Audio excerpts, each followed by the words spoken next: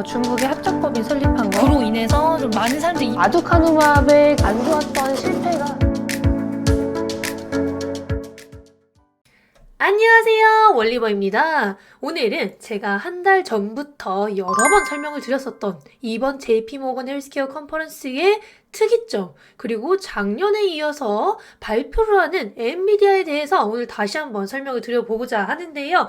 사실 JP모건 헬스케어 컨퍼런스에 엔비디아가 나간다라는 걸 제가 가장 처음 설명을 드렸었고, 많은 분들이 그 부분에 대해서 굉장히 놀라워하셨어요. 그래서 저는 엔비디아가 앞으로 신약 개발 플랫폼 사업에 있어서, 그리고 헬스케어 사업에 있어서 정말 큰 역할을 할 수 있을 거라는 걸 다시 한번 설명드리고자 이렇게 와보았습니다. 또 하나 특이점을 제가 찾아보았는데요. 엔비디아 같은 경우 여태까지 많은 헬스케어 기업들과는 조금 다르게 세론보다는 조금 더 기대감을 반영시켜줄 수 있는 그런 기업이 되어주고 있습니다. 원래 우리나라 특성상 세론이 굉장히 많지 않습니까? 특히나 최근 JP모건 헬스케어 컨퍼런스에 참여하는 기업들이 좀 많이 빠지고 있는데요. 엔비디아가 바이오 관련해서 좋은 이슈가 나왔었던 경우, 엔비디아가 바이오 관련 기업에 투자를 했었던 경우 세론이 있었던 적이 없습니다. 오히려 엔비디아가 바이오 관련된 이슈를 갖고 올 때 우리나라 기업에 좋은 영향을 준 사례들밖에 없었고요. 엔비디아의 JP모건 헬스케어 컨퍼런스 발표는 세로 뉴스가 아닌 바이온 뉴스가 될 확률이 높다라는 걸 오늘 설명드리고 싶습니다. 엔비디아의 AI 분야 뉴스, 그리고 바이오 관련된 뉴스가 나왔을 때 AI 헬스케어 기업들이 굉장히 좋은 흐름을 보여줬었던 사례가 작년 내내 있었는데요. JP모건 헬스케어 컨퍼런스에 엔비디아가 작년부터 공식적으로 메인 트랙에서 발표를 한다라고 설명을 드렸었는데, 빅테크들의 헬스케어 관심이 매우 높아지고 있으며 빅파마들도 그걸 궁금해한다라는 걸 증명해 준 게 아닐까 싶습니다. 실제로 빅테크 중에서도 엔비디아가 AI를 가장 잘하는 기업 중 하나이고, 그 중에서도 바이오 기업에 가장 투자를 많이 하고 있는 기업입니다. 엔비디아는 지금 바이오의 진심이니까요. 계속 시청해 주시길 바라겠습니다.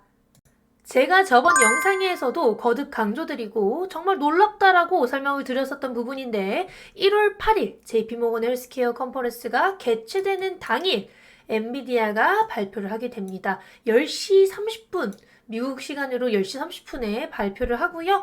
엔비디아뿐만이 아니라 디지털 헬스 관련해서 여기에 컨소시엄이 하나 더 있습니다. 오후에 있다 보니까 이 이후에 디지털 헬스 관련된 기업들은 또 한 번 미팅을 하지 않을까, 저녁 미팅이 또 있지 않을까 기대를 해볼 수 있겠는데요. 어찌됐든 엔비디아가 첫날부터 발표를 한다는 점이 굉장히 저는 고무적이라고 생각을 하고 있고, 이번에 엔비디아가 발표할 내용에 정말 관심을 많이 둬야 되지 않을까. 엔비디아가 작년 내내 투자를 한 게 바이오 쪽입니다. 리커전 투자에 이어서 슈퍼루미널, 제네시스, 그리고 로슈의 자회사인 제네텍까지 정말 투자와 계약을 많이 체결했는데요. 그만큼 이번에 엔비디아의 행보 정말 중요해진다. 다시 한번 업데이트 받자. 그리고 1월 8일 엔비디아의 행보에 의해서 AI 헬스케어 기업들 올해 다시 한번 반등할 수 있는 그런 미리보기 될 수 있지 않을까 기대를 해봅니다. 복습 한번 가보겠습니다. 엔비디아가 작년 3월에 바이오니모라는 AI 신약 개발 플랫폼 클라우드 서비스를 런칭했어요. 그리고 그러자마자 7월 13일 AI 신약 개발 플랫폼 기업인 리커전에 640억 원을 투자하게 되었습니다. 리커전은 티커 RXRX이고요. 제가 엔비디아가 이때 리커전에 투자를 함으로써 리커전의 덩치가 매우 커질 것이고, 앞으로 AI 신약 개발 플랫폼 입지가 정말 견고해질 텐데 리커전을 사봐도 될 것 같다라고 말씀을 드렸었는데, 이게 웬걸? 리커전도 정말 많이 올랐습니다. 확실히 이렇게 큰 기업과 손을 잡게 되면 기업의 가치는 점프업 할 수밖에 없다라고 저는 생각을 하고 있고요. 리커전은 엔비디아의 클라우드 플랫폼에서 AI 모델을 학습시키고, 엔비디아는 리커전이 생성하는 AI 모델을 자사의 생성형 AI 플랫폼 바이오니모에서 활용할 것이라는 파트너십이 체결된 것입니다. 리커전 같은 경우에는 저는 여전히 업사이드가 좀 있다라고 보고 있는데요. 그 이유는 AI 신약 개발 플랫폼을 계속해서 활용해서 후보 물질을 도출하고 임상 진전이 나올 것이기 때문입니다. 슈레딩거도 마찬가지고요. 올해 오히려 고금리 기조가 조금이라도 낮아지게 된다면 리커전 파마티티컬스, 슈레딩거 모두 좋아질 거라고 저는 기대를 하고 있습니다. 그리고 리커전이 투자한 기업들도 많았었기 때문에 리커전의 본업에 플러스 다른 바이오텍들, AI 신약개발 플랫폼 바이오텍들의 기술까지 갖고 있는 기업이라는 것도 고무적입니다. 여기서 또 중요한 게 뭐냐면요. 7월 13일에 엔비디아가 AI 신약개발 플랫폼 기업에 이렇게 640억 원을 투자함으로써 우리나라 AI 헬스케어 기업들도 급등을 했었는데요. AI 헬스케어 대표 기업인 루닛 같은 경우 7월 12일 85,610원에서 7월 13일 91,127원까지 폭등을 했습니다. 물론 이것뿐만이 아니라 뭐 급여나 다른 파트너십 얘기도 있었지만 저는 엔비디아의 역할도 큰몫했다라고 보고 있고요. 여기서 또 아시겠지만 루닛 유무상증자 때문에 가격이 변한 겁니다. 그리고 8월 21일에는 엔비디아가 비상장 기업에 투자를 했고 8월 28일에는 또 엔비디아가 다른 비상장인 슈퍼루미널에 투자를 했습니다. 그만큼 우리나라 AI 헬스케어, AI 의료 기업들 7월 중순부터 9월 초까지 대부분 다 주가가 좋았어요. 이렇게 엔비디아가 7월부터 8월까지 3건이나 투자를 하는데 AI 헬스케어 당연히 좋을 수밖에 없는 거 아닌가요?